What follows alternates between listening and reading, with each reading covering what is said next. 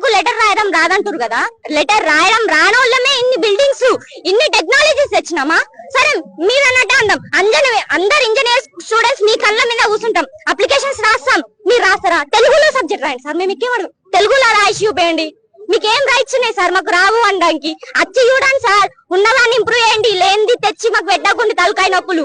అంతగానో మా ఎస్బిటెడ్ స్టూడెంట్ అంటే diploma students ని ఇంప్రూవ్ చేయాలంటే ఫస్ట్ ఫీ రీయింబర్స్మెంట్ ఇవ్వండి సార్. నాకు ఇవ్వలేదు సార్, ఇక్కడ ఎవ్వరికి ఇవ్వలేరు, ఒక్కరికి రాలేదు, అది ఇచ్చి చూపియండి. మీకు అంతగానం ఇంప్రూవ్ చేయాలని ఉంటే లేనిది తెచ్చి శక్తి స్కీము దీన్ని మీరు ఫస్ట్ నుంచి చదువుకుంటూ రావాలంటే వాళ్ళు చదువుతారు సార్. పోలీసు వాళ్ళు వచ్చి అసలు ఆడ ఒక్క లేడీ కానిస్టేబుల్ లేదు, ఒక్క షీటింగ్ లేదు, అసలు గర్ల్స్ మీద చెయ్యండి కేసులని నేను అడుగుతున్నా. అసలు జీవో ఎందుకు తెచ్చిరు? మేము అడిగినామా?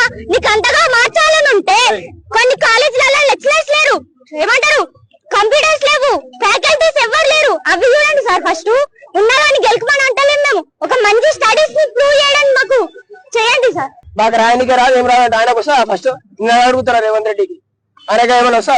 నేను కల్లో పుడితే నాగర్ కర్నూలు డిస్ట్రిక్ట్ నాది, మా ఊరు పక్కనే ఆయనది. వస్తా ఏమన్నా? చదవనికే రాదు, ఇంగ్లీష్ మాట్లాడనికే రాదు. మా తమ్ముళ్ళు మాట్లాడతారు, 4th 5th క్లాస్ వాళ్ళు మాట్లాడతారు, చదవనికే రాదు, ఏమి రాదు. మళ్ళీ మాకు వచ్చి అది అంటుండు పెద్ద వద్దు.